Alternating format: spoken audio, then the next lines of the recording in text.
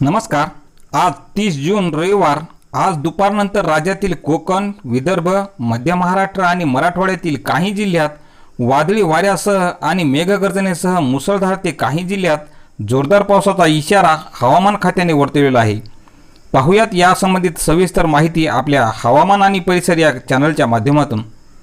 तर हवामान खात्याने वर्तवलेल्या अंदाजानुसार आज दुपारनंतर कोकणातील मुंबई, ठाणे, रायगड, रत्नागिरी, सिंधुदुर्ग आणि गोवा या जिल्ह्यात मुसळधार ते अतिमुसळधार पावसाची शक्यता असून त्या लगतचा भाग म्हणजे पुणे, सातारा, कोल्हापूर या जिल्ह्यात मध्यम ते जोरदार पावसाचा इशारा देण्यात आला आहे।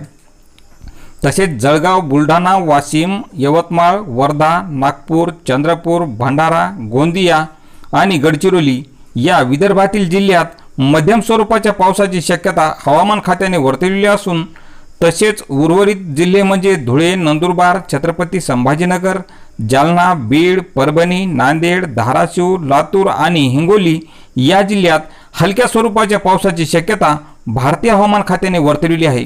तर शेतकरी मित्रांनो, अशीच हवामानाची दररोजची बातमी पाहण्यासाठी चॅनलला सबस्क्राईब करा।